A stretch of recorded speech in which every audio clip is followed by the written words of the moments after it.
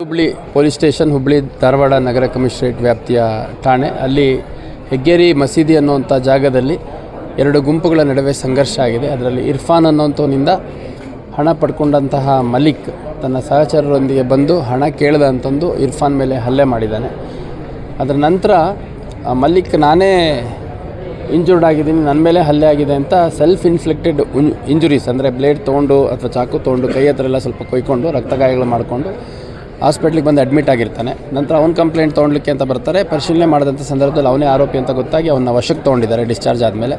ಆ ನಂತರದಲ್ಲಿ ಇತರೆ ಆರೋಪಿಗಳನ್ನು ಅರೆಸ್ಟ್ ಮಾಡುವಂಥ ಸಂದರ್ಭದಲ್ಲಿ ಅವನು ಪೊಲೀಸರ ಮೇಲೆ ಹಲ್ಲೆ ಮಾಡಿ ತಪ್ಪಿಸ್ಕೊಂಡು ಹೋಗಲಿಕ್ಕೆ ಪ್ರಯತ್ನ ಮಾಡಿದಂಥ ಹಿನ್ನೆಲೆಯಲ್ಲಿ 2 ರೌಂಡ್ ಏರ್ ಫೈರ್ ಮಾಡಿ 1 ರೌಂಡ್ ಅವನ ಮೇಲೆ ಫೈರ್ ಮಾಡಿ ಆರೋಪಿಯನ್ನು ವಶಪಡಿಸ್ಕೊಂಡಿದ್ದಾರೆ.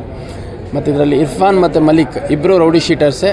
ಇರ್ಫಾನ್ ಮೇಲೆ ಹಿಂದೆ ಒಂದು ಕೊಲೆ ಪ್ರಕರಣ ದಾಖಲಾಗಿರುವಂಥದ್ದು ಮತ್ತು ಬೇರೆ ಬೇರೆ ಪ್ರಕರಣಗಳು ದಾಖಲಾಗಿದೆ. ಅದೇ ರೀತಿ ಮಲಿಕ್ ಮೇಲೆ ಕೊಲೆ ಪ್ರಯತ್ನದ ಪ್ರಕರಣ ಮತ್ತು ಬೇರೆ ಬೇರೆ ಪ್ರಕರಣಗಳು ದಾಖಲಾಗಿದೆ. ಹಾಗಾಗಿ ರೌಡಿ ಶೀಟ್ ಕೂಡ ಓಲ್ಡ್ ಹುಬ್ಳಿ ಪೊಲೀಸ್ ಸ್ಟೇಷನಲ್ಲಿ ಇವರಿಬ್ಬರ ಮೇಲೆ ಇದೆ. ಅದ್ರ ಜೊತೆಗೆ ಈ ರೀತಿ ಚಟುವಟಿಕೆ ತಡೆಗಟ್ಟೋ ಹಿನ್ನೆಲೆಯಲ್ಲಿ ನಾವೇನು ಚೆಕ್ ಪೋಸ್ಟ್ಗಳು ಹಾಕಿದ್ದೀವಿ ಅಲ್ಲಿ ವಾಹನಗಳನ್ನು ಮುಖ್ಯವಾಗಿ ಸಸ್ಪಿಷಿಯಸ್ 2 ವೀಲರ್ಸು, ಆಟೋಸು ಮತ್ತು